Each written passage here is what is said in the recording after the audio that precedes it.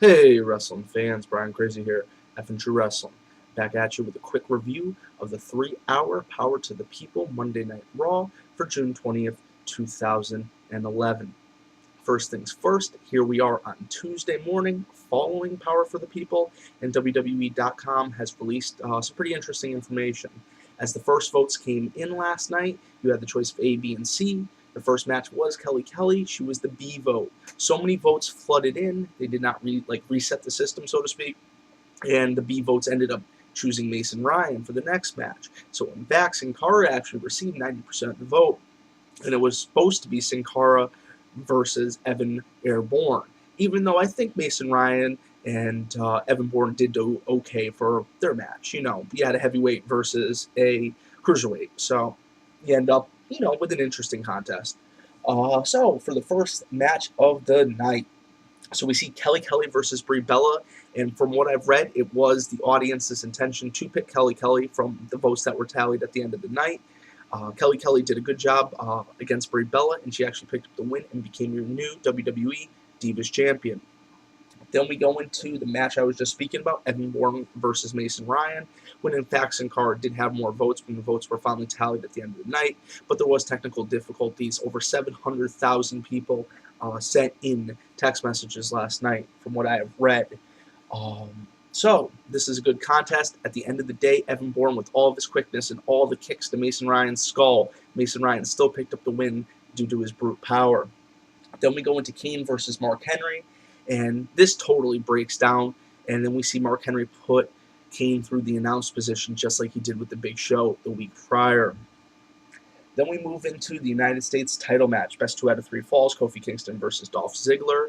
Dolph does get himself disqualified. Kofi wins by DQ. Then we go into the number 1 contenders match, Alberto Del Rio versus CM Punk versus Rey Mysterio. It's basically found out throughout the course of the night that CM Punk his contract's up at Money in the Bank. For you guys that did not know, it's been talked about for many months that CM Punk was really not happy with his position. He was thinking about either retiring or moving on or taking some time. I guess they put both him and he's been seeing Beth Phoenix behind the scenes. From what I've heard, I guess they put them both on the same brand to try to appease him a little bit more. But as it stands, Money in the Bank will be his last appearance for now under his current contract, which he will face John Cena. He did become the number 1 contender for the WWE Championship. I'm hoping that something big happens and Punk stays on. I've really started to enjoy him. I really liked him as a commentator on Monday Night Raw, and I think he is an excellent technical wrestler. Then we move into a no countout match, Cody Rhodes versus Daniel Bryan. We end up seeing Daniel Bryan pick up the win in a short contest. Then we see R-Truth, Christian, and The Miz go against Randy Orton, John Cena, and Alex Riley in your main event in the evening, a big 3-on-3 tag team match with an elimination stipulation. At the end of the day, John Cena, Randy Orton, and Alex Riley pick up the win. So it was a pretty good night on Raw, I do have to say. It's hard to fill a 3-hour show, and I think they did a very good job at it. And like I said, some of the voting was thrown a little off. It's not that the situation was rigged, because a lot of people were trying to figure out why Sin Cara, who seems to be a little bit more popular at this point, was not chosen over Mason Ryan.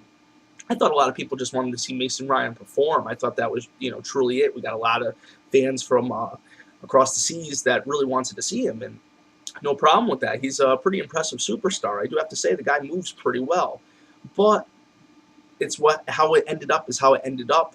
Now they know for next time they do a situation like this, and they'll know to anticipate such high volume. I mean, incredible turnout, almost 700,000 fans.